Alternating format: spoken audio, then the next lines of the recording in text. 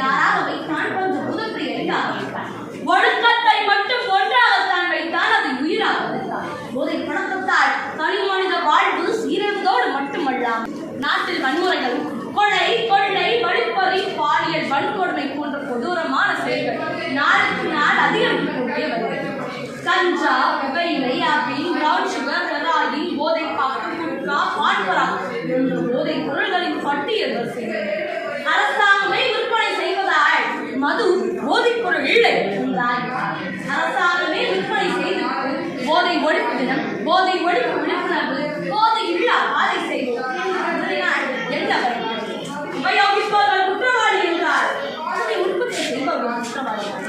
ஆனால் முதல் குற்றவாளி உற்பத்தியாளர். இதனை உணர்ந்து உற்பத்தியை தடுக்கும் விதமாக செயல்பட்டால் போதை இல்லா பாதையை செய்கிறது. பணம் சம்பாதிப்பதை மட்டுமே நோக்கமாக கொண்ட அறமற்ற வணிகமே இதற்கான அறமற்ற வணிகம் சமுதாய பாவம் என்று தாண்டியது. அந்த அளவிற்கு நாட்டின் அறமற்ற வணிகம் செருகிக் கொண்டே போகிறது. யார் எப்படி போனாலும் எனக்கு பணம் தான் என்ற எண்ணமே போதைப் பொருள் விற்பனைக்காக. முதலாவது நண்பர்கள். குடிடா நல்லா இருக்கும், நல்ல நண்பர்கள். இரண்டாவது பெற்றோர்கள்.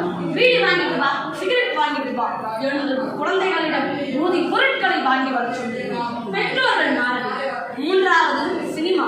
நடிகர்கள் மூலம் கற்றுக்கொள்கிறார்கள். சினிமாவிலிருந்து போதைப் பொருள் காட்சிகளை அகற்றுகிறார்கள். குடித்து துரித்துக் கொண்டிருக்கும் பொறுப்பற்றவனுக்கு திருமணம் செய்து வைத்தால் எல்லாம் சரியாது என்று எண்ணி எத்தனை பெண்களின் வாழ்க்கை இன்று கேள்விக்குறியாக இருக்கிறது. போதை பழக்கத்தால் குழந்தைகள் முதல் பெரியவர்கள் வரை பாலியல் பலாத்காரம் செய்து கொலை செய்யப்படுகிறார்கள் என்று கேள்வி நாளுக்கு நாள் பெருகிக்கொண்டே போகிறது. புத்தி கெட்ட மனிதனோ மனைவியின் தாடி அடகு வைத்து குடிக்கிறாள். வீட்டிலே உண்ண உணவும் உடுத்த உடையும் இன்றி மனைவி பிள்ளைகள் வறுமையில் வாடுது. குடிக்க குடிக்க போட்டியும் ஏற்று உடலும் வேண்டும். ஆனாலும் குடிக்கிறாள். குடித்த குடும்பத்தை அக்டோபர் 2 அன்று அனைத்து மதுபான கடைகளும் மூடப்படும்.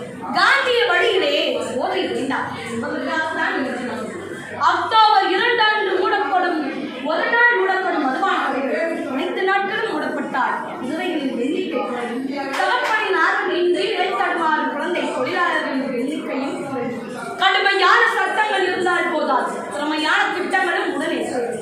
கள்ளச்சாராயம் அருந்தி இறப்பவர்களுக்கு 10 லட்சம் நிவாரணம் தருவதை மாற்றி கள்ளச்சாராயம் விற்பவர்களுக்கும் அதை துணையாக இருப்பவர்களுக்கும் 10 லட்சம் அபராதம் விட்டால் போதையில் அப்பாதையில் ஒரு உதவை கண்ணீர் எங்களுக்கு போதை ஒழிப்பு தினம் வேண்டாம், போதை மறுவாழ்வு வேண்டாம், மாறாக போதையில் அப்பாதையை செய்தாலே போதைப் பொருள் விற்பவர்கள் நாளை நம் குழந்தைகளும் அடிமையாகும் என்ற எண்ணத்தை